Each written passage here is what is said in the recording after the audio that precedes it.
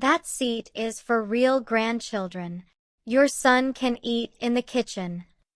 Those words still echo in my mind.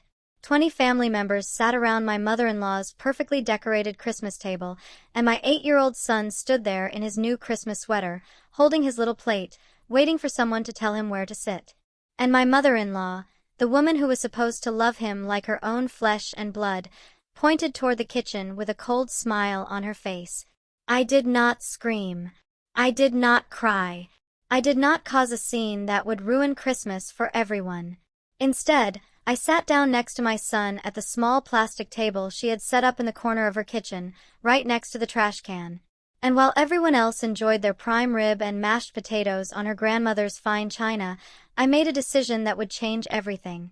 Let me start from the beginning. My name is Rebecca Hartwell.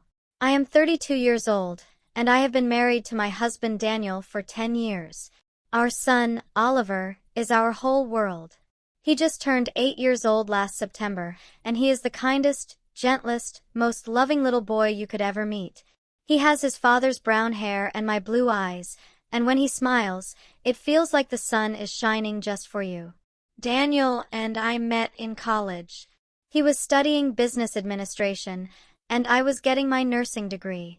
We fell in love over late-night study sessions and cheap pizza, and by the time we graduated, we knew we wanted to spend the rest of our lives together. We got married the summer after graduation, in a small ceremony at my parents' church, surrounded by the people we loved most. Daniel comes from a large family.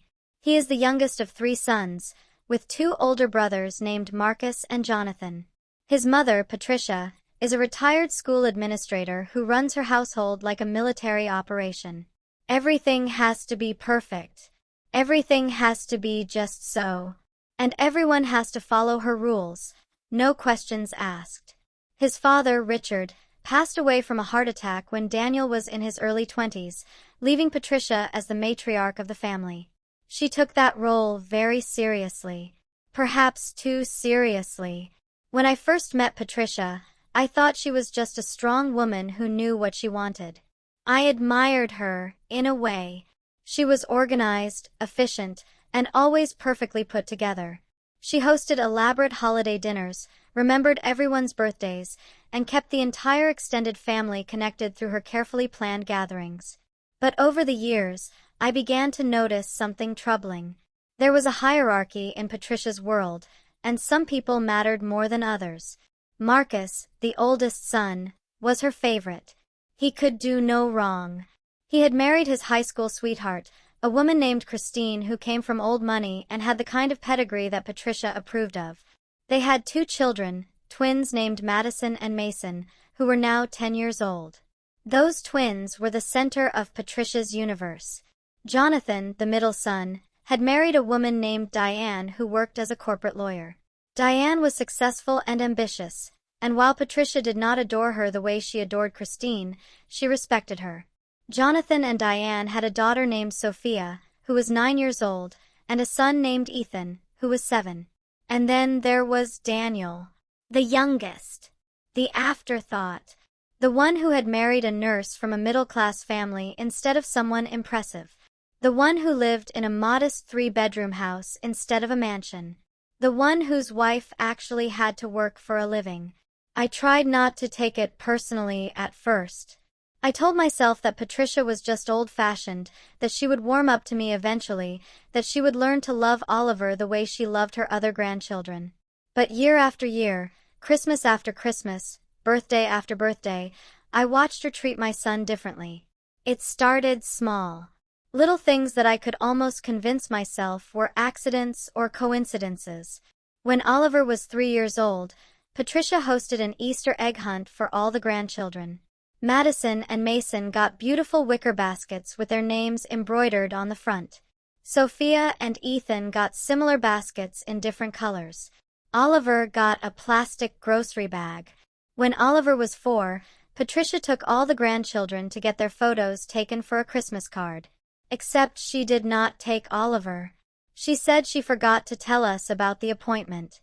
The Christmas card that year featured 4 smiling grandchildren, and my son was nowhere to be seen. When Oliver was 5, Patricia threw a big birthday party for Madison and Mason when they turned 7.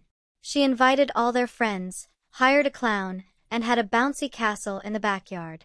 When Oliver turned 5 a few months later, she gave him a card with a $5 bill inside and said she was too tired to plan a party. When Oliver was 6, Patricia started a tradition of taking the grandchildren on special outings during the summer. She took Madison and Mason to Disneyland. She took Sophia and Ethan to the zoo and then to the aquarium. She took Oliver to McDonald's for a Happy Meal and then dropped him back home after 45 minutes. I tried to talk to Daniel about it. I really did. But he had grown up in this family, and he was conditioned to accept his mother's behavior as normal. He always had an excuse for her. She is just tired, Rebecca. You know how much work it is to keep up with all these grandchildren. She did not mean anything by it. You are reading too much into things. That is just how she is. She loves Oliver. She just shows it differently. But love is not supposed to look like that. Love is not supposed to feel like being chosen last every single time. Love is not supposed to leave a little boy wondering why his grandmother does not like him as much as his cousins. Oliver started asking questions around the time he turned 7. He was old enough to notice the differences, old enough to understand that something was not quite right. Mommy, why does Grandma always give Madison bigger presents than me? Mommy, why was I not in Grandma's Christmas card? Mommy, why does Grandma call me the other one instead of using my name? That last question broke my heart. I did not even know that Patricia had been referring to my son as the other one until he told me. Apparently, when the grandchildren were all together, she would say things like, Madison, Mason, Sophia, Ethan, come get your snacks. And someone give one to the other one too. The other one. As if my son did not have a name. As if he was not worth remembering. I confronted Patricia about it once. I asked her, as politely as I could, why she seemed to treat Oliver differently than the other grandchildren. She looked at me with those cold blue eyes of hers and said, I do not know what you are talking about. I treat all my grandchildren exactly the same. And then she turned and walked away, leaving me standing there feeling like I was the crazy one.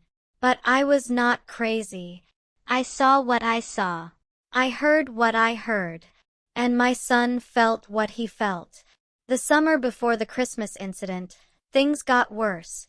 Patricia announced that she was taking all the grandchildren on a week-long trip to the beach.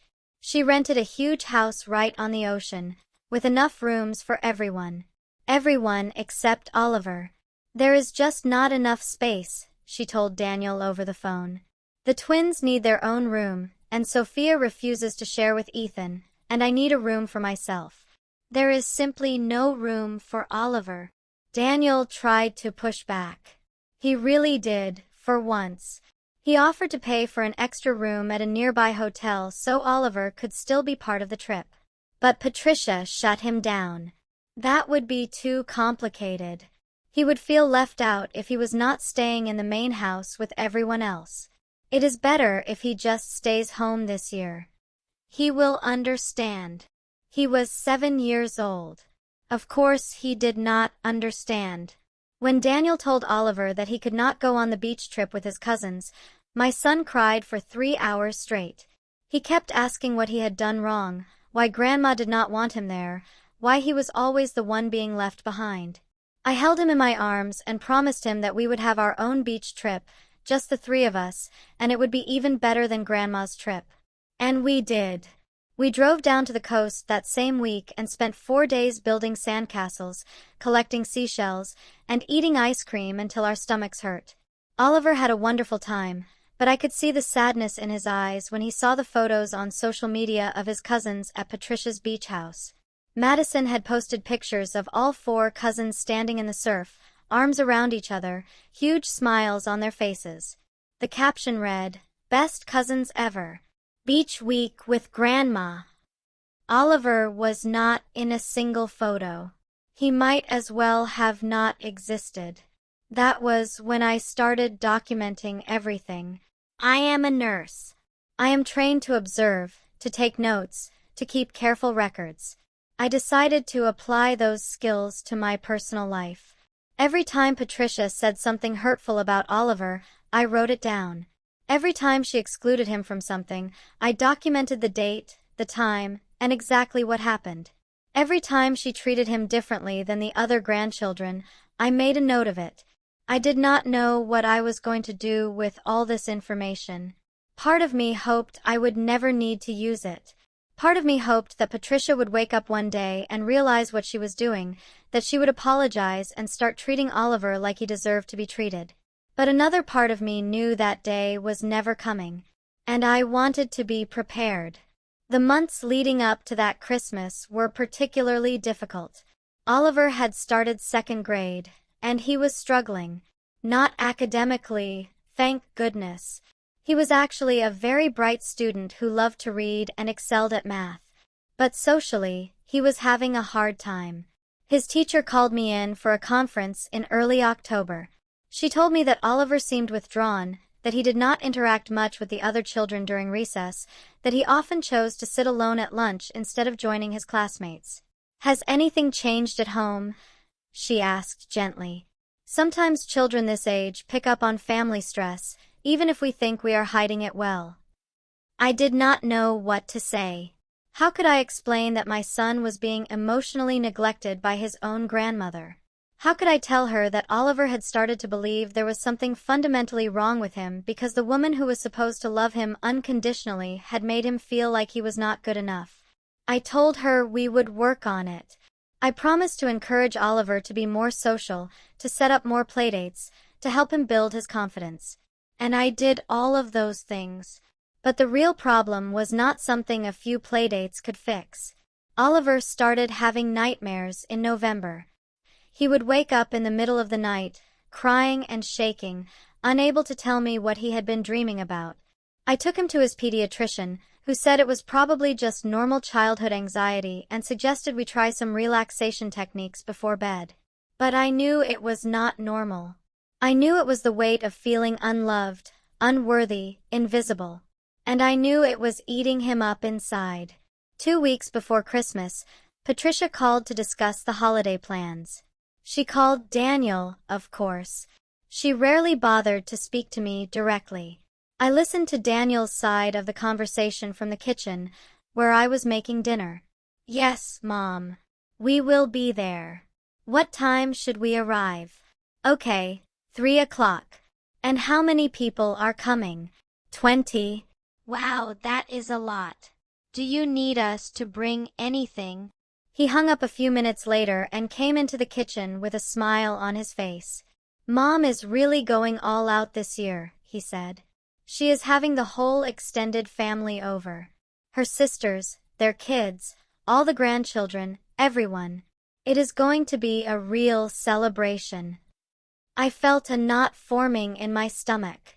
Large family gatherings at Patricia's house never went well for Oliver.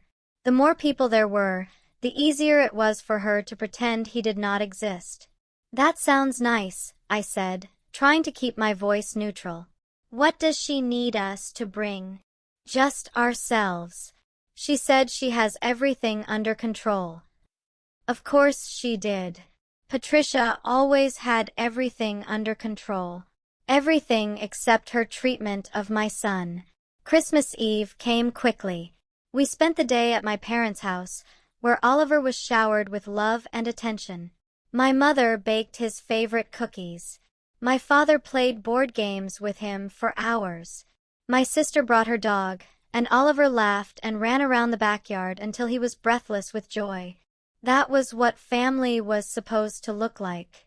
That was how grandparents were supposed to treat their grandchildren. Watching my parents with Oliver made Patricia's behavior even more painful by comparison. On Christmas morning, we opened presents at our house. Daniel and I had saved for months to buy Oliver the one thing he wanted more than anything, a telescope. He had become fascinated with space after a school field trip to the planetarium, and he talked about the stars and planets constantly. When he unwrapped that telescope, His face lit up like I had never seen before. "Thank you, thank you, thank you," he shouted, throwing his arms around both of us. "This is the best present ever. I am going to look at the moon tonight, and Saturn, and maybe even Jupiter." For a few beautiful hours, everything was perfect. We had pancakes for breakfast, watched Christmas movies in our pajamas, and played with Oliver's new toys. He was happy. We were happy. I almost forgot about the dinner at Patricia's house. Almost. We arrived at Patricia's house at exactly 3 o'clock, as instructed. Her home was a sprawling colonial in an upscale neighborhood, decorated with more Christmas lights than a shopping mall. There were already several cars in the driveway, and I could see people moving around inside through the large front windows. Oliver was nervous. I could tell by the way he gripped my hand as we walked up the front path, by the way his steps slowed as we approached the door. He was wearing his new Christmas sweater, the one with the little reindeer on the front, and he had insisted on bringing a handmade card he had made for his grandmother at school. "Do you think Grandma will like my card?" he asked quietly. "She will love it," I said, squeezing his hand. "It is beautiful, sweetheart. You worked so hard on it." Daniel rang the doorbell, and Patricia opened it with a wide smile.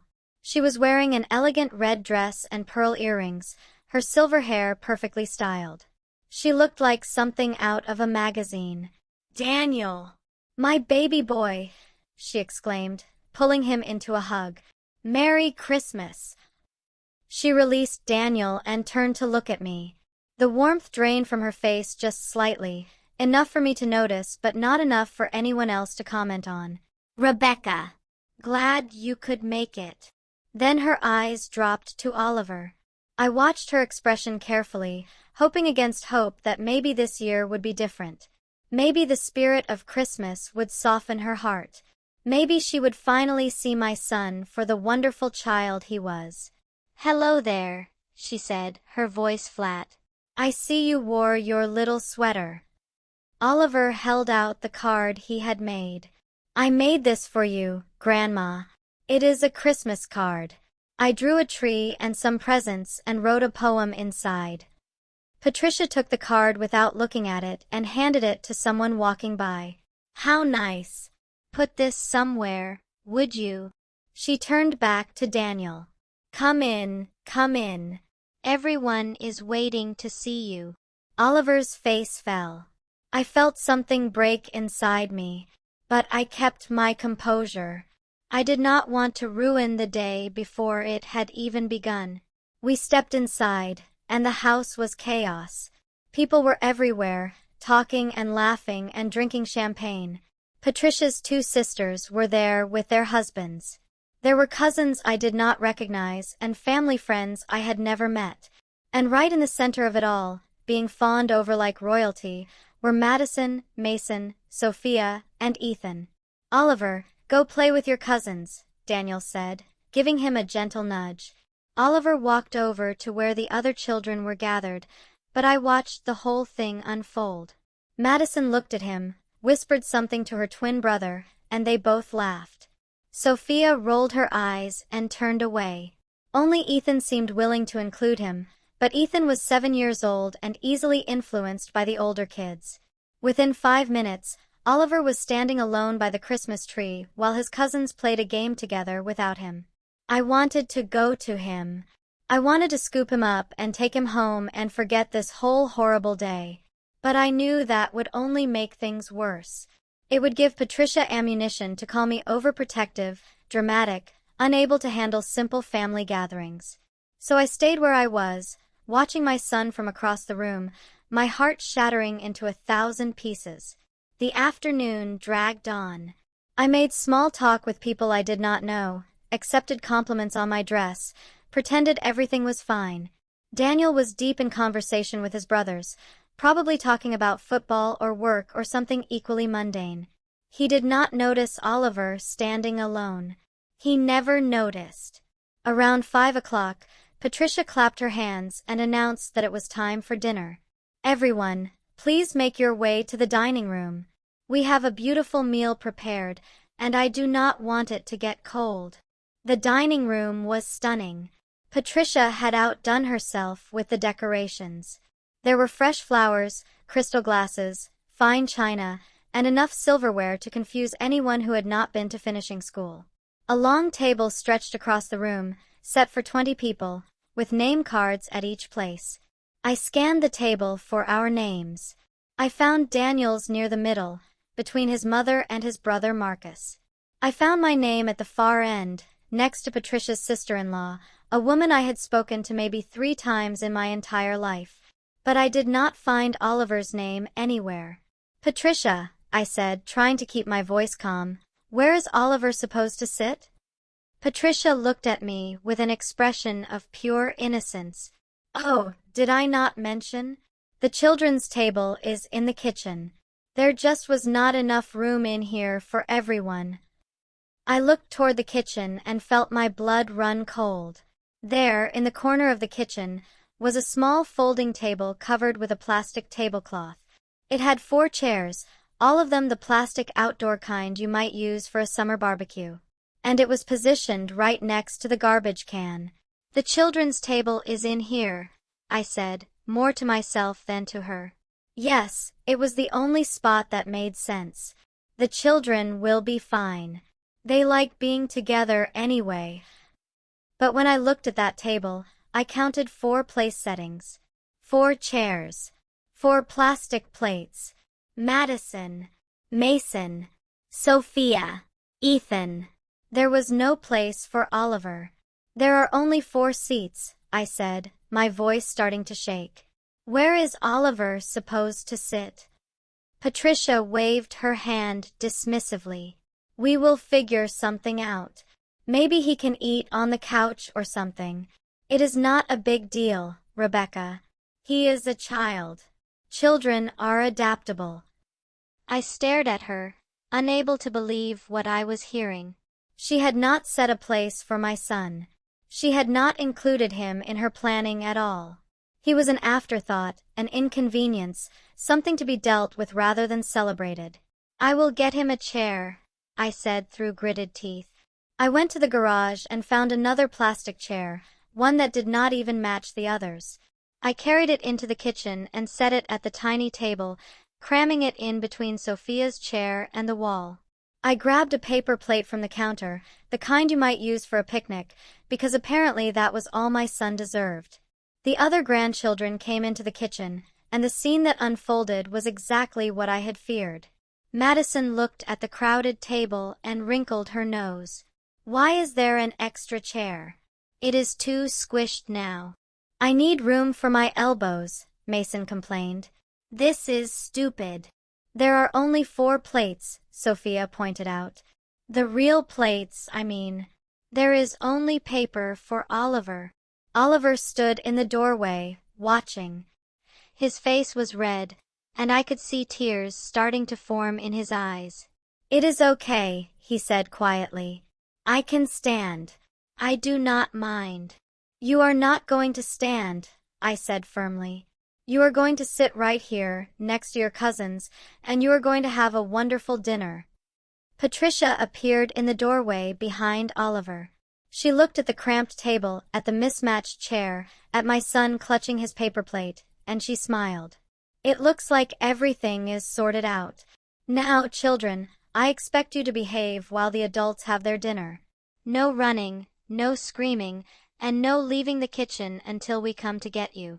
She turned to go back to the dining room, but then she paused and looked directly at Oliver. "That seat," she said, pointing to the cramped chair I had added, "is really for real grandchildren. Maybe next year you can eat with the adults if you behave yourself." And then she walked away. Oliver looked up at me, and I saw something die in his eyes. Some last shred of hope that his grandmother might one day love him the way she loved his cousins. "Mommy," he whispered, "why does Grandma not think I am a real grandchild?" I could not speak. My throat was closed with rage and grief and 1,000 other emotions I did not have names for. I pulled him into a hug, right there in that kitchen, and I held him while he cried silently into my shoulder. "You are real," I whispered into his hair. You are so real, Oliver. You are the most real, the most wonderful, the most important person in this whole house. Do not ever let anyone make you feel otherwise. When I finally let him go, I looked at the kitchen table and made a decision. I was not going to let my son eat in this corner like some kind of unwanted guest. Not today. Not ever again. Come with me, I said, taking his hand. We walked back into the dining room together. Everyone was already seated, passing dishes and filling their plates. Patricia was at the head of the table, holding court like the queen she thought she was. Rebecca. Daniel looked up, confused. What is going on? Oliver is not eating in the kitchen, I said clearly, loud enough for everyone to hear. He is going to sit with me. I pulled out my chair and sat down, then lifted Oliver onto my lap. He was getting big for this, almost too heavy for me to hold comfortably, but I did not care. He was my son, and I was going to make sure he knew he was loved, even if it meant my arms went numb. Patricia's face went pale, then red, then pale again. Rebecca, this is not appropriate. The children are supposed to eat in the kitchen. That is how we do things. Then we will do things differently this year, I said. I reached for a real plate, one of the china ones, and set it in front of Oliver. Pass the turkey, please. For a long moment, nobody moved. The room was completely silent. I could feel every eye on me, judging, wondering, waiting to see what would happen next. Then, to my surprise, Patricia's sister spoke up. Give the boy some turkey, for heaven's sake. It is Christmas. Someone passed the turkey. Someone else passed the mashed potatoes. Slowly, awkwardly, the meal resumed. Oliver ate sitting on my lap, his little body pressed against mine, and I made sure he got some of everything. Real food, on a real plate, like a real member of this family. Patricia did not speak to me for the rest of the dinner. She did not even look in my direction. But I caught her glaring at Oliver more than once, and each glare only strengthened my resolve. This was never going to happen again. I was going to make sure of it. After dinner, while the other guests were having coffee and dessert in the living room, I slipped away. I went into Patricia's home office, which I knew had a computer, and I did something I had never done before. I logged into my email and sent myself every photo I had ever taken documenting Patricia's treatment of Oliver. Every text message, every note, every piece of evidence I had collected over the years. Then I opened my phone and started taking new photos. I photographed the kitchen with the children's table, making sure to capture the garbage can in the background. I photographed the 4 real place settings and the paper plate I had tried to give Oliver. I photographed the name cards on the adult table, showing that Oliver had been completely excluded from the seating chart. And then I went back to my purse and retrieved something I had brought with me just in case. A small video camera. I had bought it months ago, thinking I might use it to record Oliver's school performances. But tonight, it was going to serve a different purpose. I set it up on a bookshelf in the living room, angled to capture the whole room without being obvious. I pressed record. And then I went back to being a dutiful guest, smiling and nodding and pretending everything was fine. The camera ran for nearly 3 hours. It captured Patricia cooing over Madison and Mason, calling them her precious angels. It captured her handing out expensive presents to all the grandchildren except Oliver, who got a $10 gift card to Target.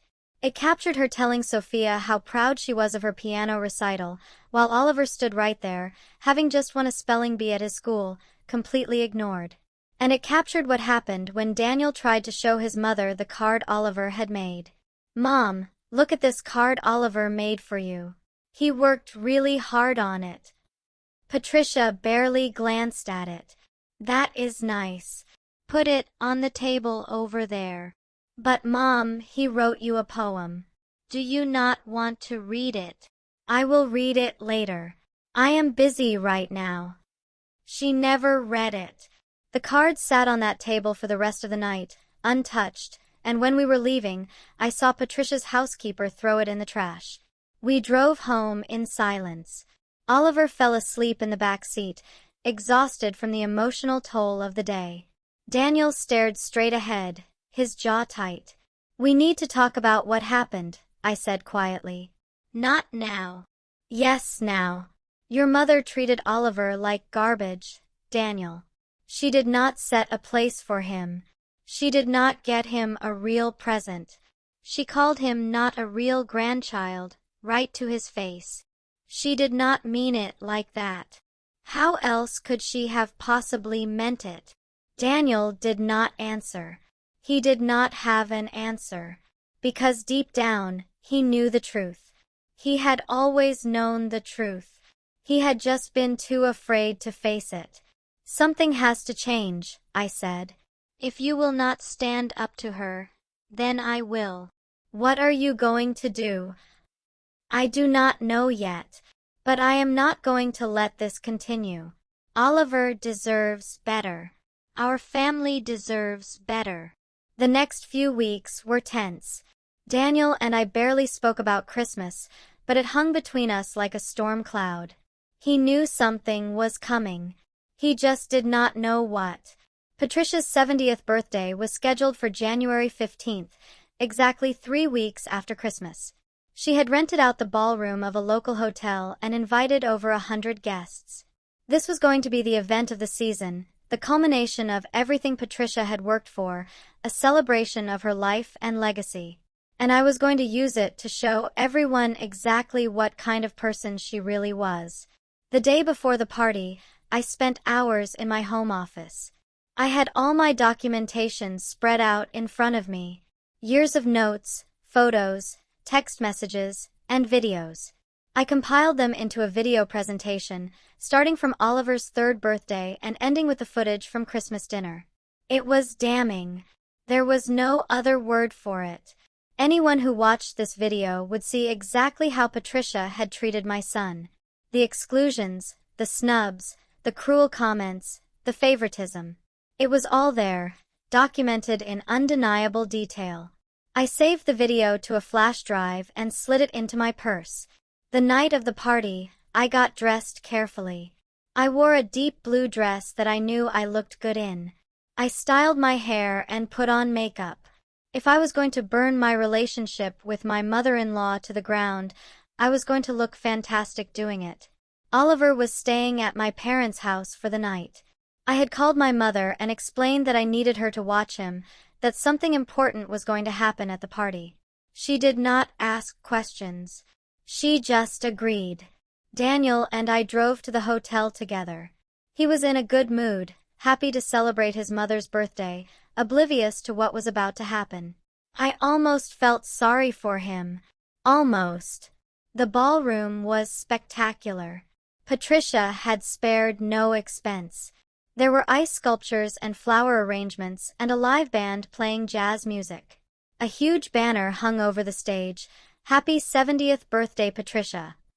Guests mingled with champagne glasses in hand, everyone dressed in their finest. Patricia was holding court in the center of the room, accepting compliments and gifts, basking in the attention. She looked happy, triumphant, like a woman who had everything she ever wanted. I waited until dinner was over. I waited until the speeches were about to begin, until everyone was seated and paying attention. Marcus was standing at the podium, preparing to give a toast to his mother, when I made my move. "May I say something first?" I asked, approaching the podium. Marcus looked confused. "Rebecca, what is this about?" "I have a presentation I would like to share. A tribute to Patricia and her wonderful qualities as a grandmother." Patricia smiled from her seat at the head table. She actually smiled, thinking I was about to praise her. The irony was not lost on me. Marcus stepped aside, and I plugged my flash drive into the laptop connected to the projector. The large screen behind me flickered to life. "Over the past 7 years," I began, my voice steady, "I have had the privilege of watching Patricia interact with her grandchildren. And I thought that tonight, on this special occasion, everyone should see exactly what kind of grandmother she has been." I pressed play. The first image was from Oliver's third birthday. It showed the plastic grocery bag he had been given for the Easter egg hunt while his cousins held their beautiful embroidered baskets. I narrated the story of what had happened, my voice clear and calm. The next image was the Christmas card from when Oliver was 4. The one with only 4 grandchildren, even though there were 5. I explained how Patricia had forgotten to include Oliver in the photo session. The video continued. Birthday parties where Oliver was ignored. Trips he was excluded from. Gifts that were obviously inferior to what the other grandchildren received. Comments captured on camera, Patricia calling Oliver the other one, or telling people he was not really family. The room was silent. People stared at the screen with wide eyes and open mouths. Patricia's face had gone from smiling to pale to bright red. She looked like she was going to be sick. Then came the Christmas footage. I had saved it for last. The video showed Patricia pointing at the kitchen table. It showed her saying, "That seat is for real grandchildren." It showed Oliver's face crumpling as he tried not to cry. It showed the garbage can sitting next to where he was expected to eat. And it showed Patricia throwing away the card Oliver had made for her without even looking at it. When the video ended, the silence was absolute. Nobody moved. Nobody spoke. The only sound was the soft whir of the projector. I turned to face the crowd. "For 7 years," I said, "I have watched this woman make my son feel worthless. I have watched her exclude him, ignore him, and treat him like he does not matter. And I have stayed silent, because I thought that was what good wives do. I thought that was what good daughters-in-law do. But I was wrong." I looked directly at Patricia. She was trembling, her hands gripping the edge of the table. "My son is 8 years old. He has nightmares about not being loved. He asks me why his grandmother hates him. He thinks there is something wrong with him because of how you have treated him. And I am done being silent about it." I turned back to the crowd. "I am not here to ruin this party. I am here to tell the truth. What you do with that truth is up to you. But I will not pretend anymore. I will not smile and nod while my child is being emotionally abused by his own grandmother."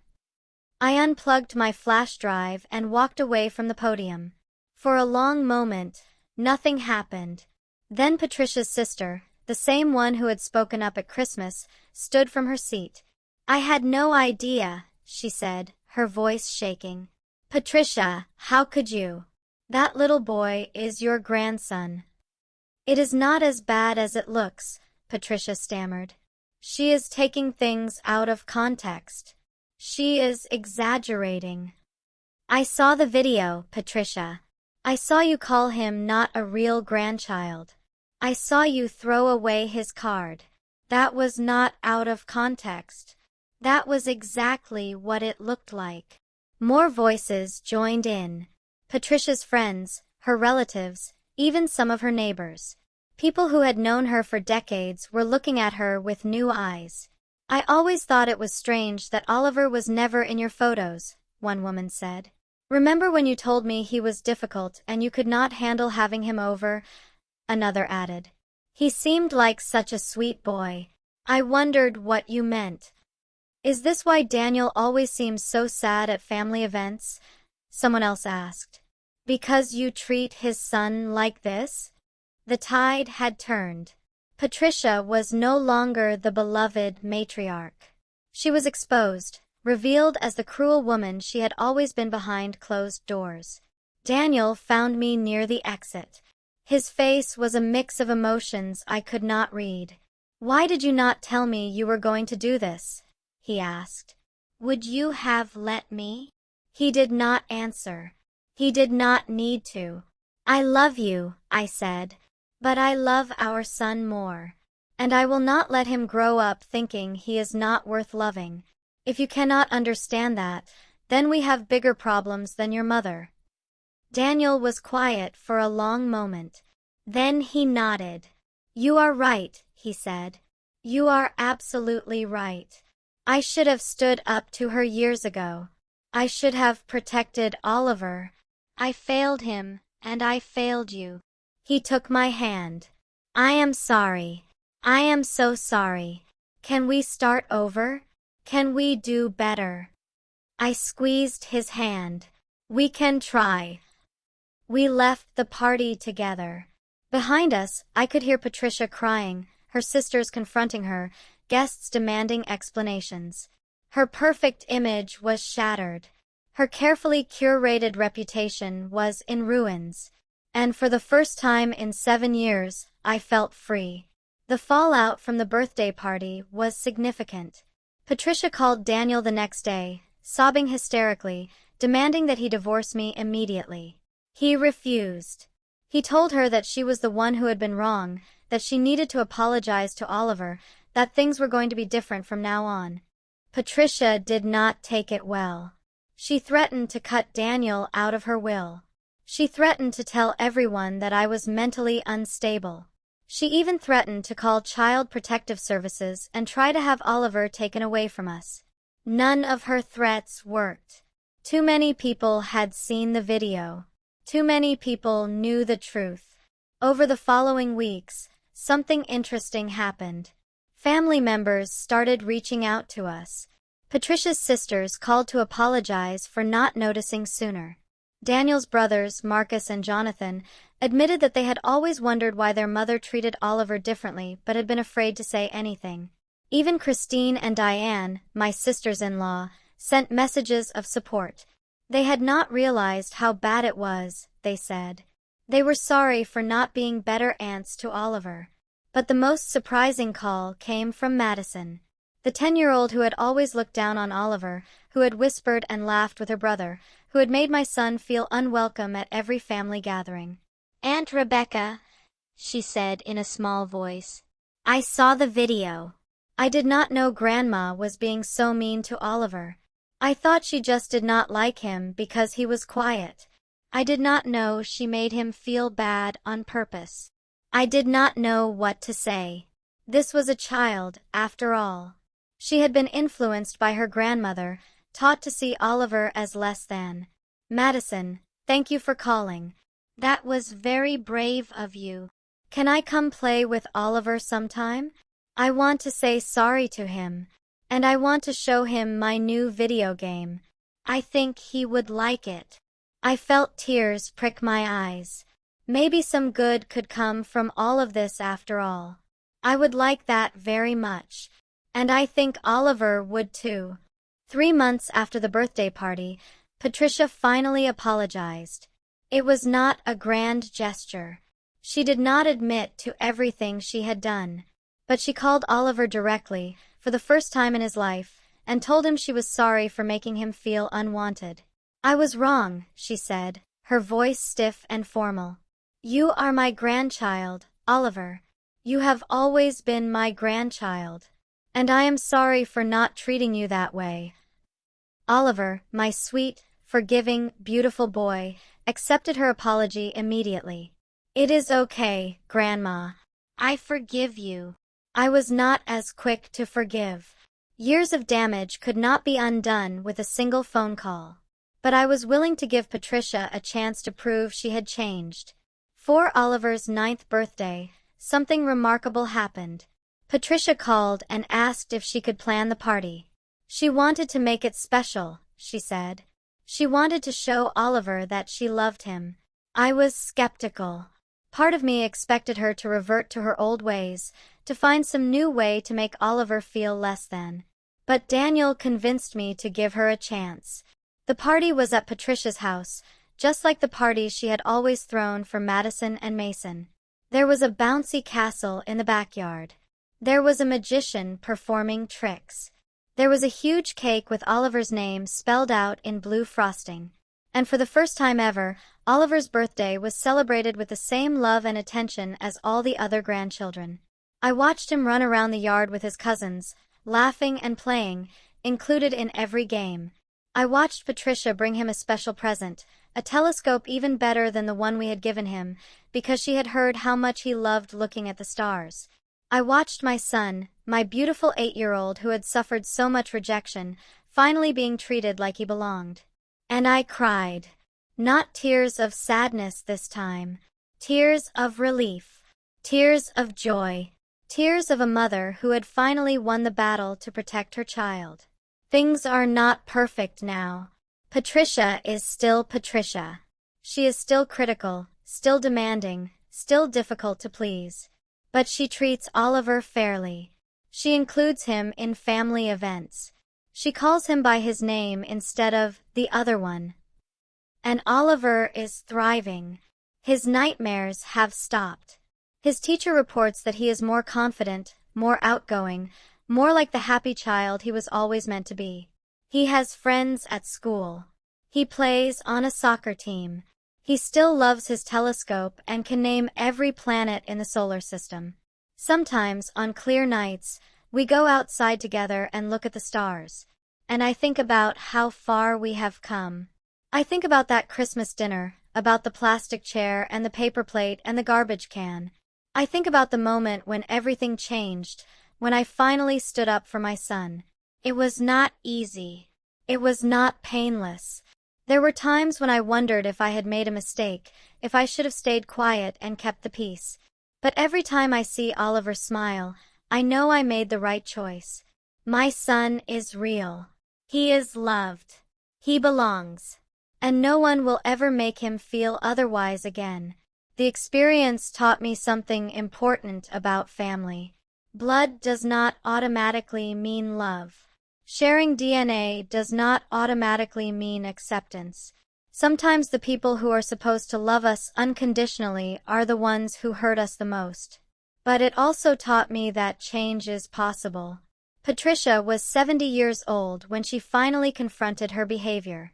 She had spent decades building walls and hierarchies and favorites. But when those walls came down, she had a choice. She could have doubled down on her cruelty. She could have cut us out of her life entirely. Instead, she chose to try. To be better. To be the grandmother Oliver deserved. I do not know if she will ever truly love him the way she loves Madison and Mason. Some wounds run too deep to ever fully heal. But she treats him with respect now. She includes him. She acknowledges him. And for now, that is enough. Oliver asked me once why I made the video at Grandma's birthday party. Why I showed everyone what she had done. I thought carefully about how to answer. He was only 8 years old, after all. There was so much he did not fully understand. Sometimes, I said, when someone is hurting us, we need to tell the truth about what is happening. Not to be mean to them. Not to get revenge. But because the truth has power. The truth can change things. He nodded solemnly. Like when you tell the teacher about a bully? Exactly like that. But Grandma was not really a bully, was she? She is family. I pulled him close and kissed the top of his head. Family can sometimes hurt us without meaning to, sweetheart. They can be so caught up in their own feelings that they do not see how they are affecting others. That is what happened with Grandma. She did not see how her actions were making you feel. So I helped her see. And now she is nice to me. Yes, now she is nice to you. Because you showed her the truth. Because I showed her the truth. He smiled up at me, and in that smile, I saw everything I had fought for. His happiness. His confidence. His sense of belonging. I love you, Mommy. I love you too, Oliver. More than all the stars in the sky. Daniel and I are stronger now too. The experience forced us to confront things we had been avoiding for years. His family's dysfunction. My reluctance to speak up. The ways we had both failed Oliver by not addressing the problem sooner. We went to couples therapy for a few months, learning how to communicate better and support each other through difficult situations. Daniel learned to stand up to his mother instead of making excuses for her. I learned to trust him to be on my side instead of assuming he would always choose his family over me. We are partners now in a way we were not before. United, strong, ready to protect our son from anything the world might throw at him. I still have all the documentation I collected over those 7 years. The photos, the videos, the notes. Sometimes I look at them and feel a wave of sadness for all the pain Oliver experienced. But I also feel pride. Pride that I noticed. Pride that I kept records. Pride that when the time came, I was ready to act. Not every mother has the luxury of being able to fight for her child the way I did. Not everyone has the resources, the support system, the opportunity to expose their abuser. I know how lucky I am, and I do not take it for granted. If you are reading this and you recognize your own situation in my story, I want you to know that you are not alone, that your instincts are valid, that if something feels wrong, it probably is. Document everything. Keep records. Build your case.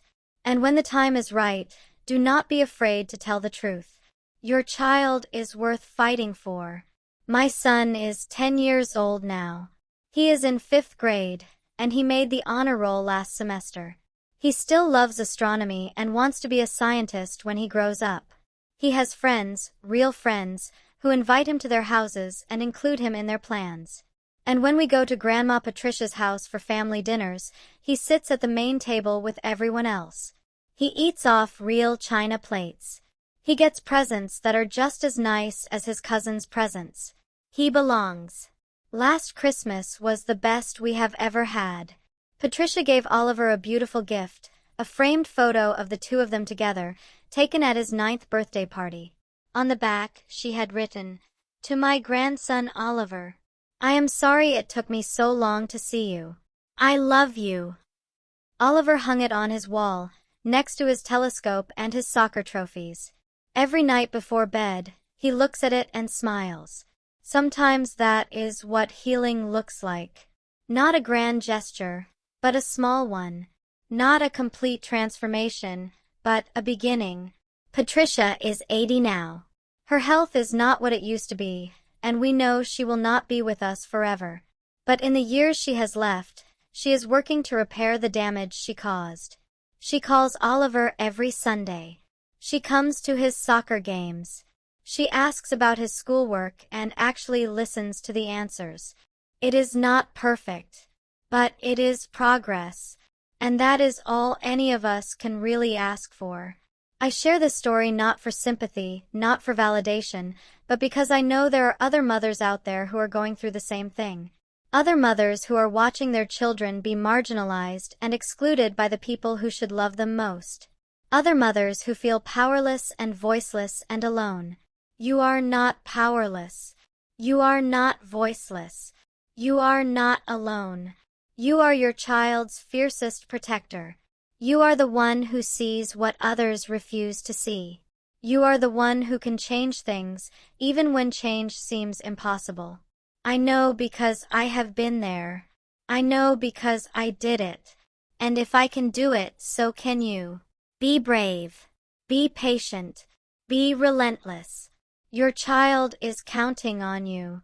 A few months ago, Oliver came home from school and told me something that made my heart soar. "Mommy, guess what happened today?" "What, sweetheart?"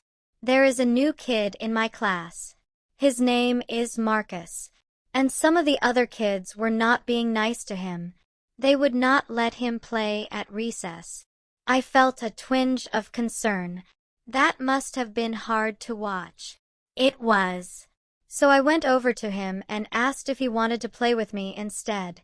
And he said yes. And now we are friends. I pulled him into a hug, my eyes filling with tears. "I am so proud of you, Oliver. You did exactly the right thing." "I knew what it felt like to be left out," he said simply. "I did not want Marcus to feel that way too." In that moment, I knew that everything I had fought for was worth it. Not just because Oliver was happy now, but because his experiences had shaped him into a kind, empathetic, compassionate person. He knew what it felt like to be excluded, and instead of becoming bitter, he had decided to be the one who includes. That is the best possible outcome. That is the silver lining in all those years of pain. Oliver learned that being different does not make you less valuable. He learned that family is not always defined by blood, but by the people who show up for you. He learned that standing up for yourself and for others is always worth doing, even when it is hard. Those are lessons that will serve him for the rest of his life. And those are lessons that I am proud to have taught him, through my actions if not always through my words. Being a mother is the hardest thing I have ever done. It requires sacrifices I never imagined making. It pushes me to my limits and then asks for more. There are days when I am exhausted, overwhelmed, convinced that I am failing at everything. But then I look at my son. I see the person he is becoming. I see his kindness, his curiosity, his determination. And I know that I am doing something right. This is my story. But it is also Oliver's story. It is a story about love and betrayal, silence and truth, pain and healing. It is a story about what happens when a mother decides that protecting her child is more important than keeping the peace. It is a story about choosing courage over comfort, even when the cost is high. And it is a story with a happy ending. Not a perfect ending, because life is never perfect. But an ending where the child who was once made to feel invisible now knows, without a doubt, that he is seen. He is loved. He is real. And that makes everything worth it. Thank you for listening to my journey of discovering what motherhood truly means. I have left 2 more stories on your screen, each from mothers who learned that protecting a child can mean standing alone against those once called family. Choose the one that speaks to you. And if you want to join a community of parents who fight for their children, that notification bell is waiting. Until tomorrow, remember, blood connects us, but a mother's love protects us.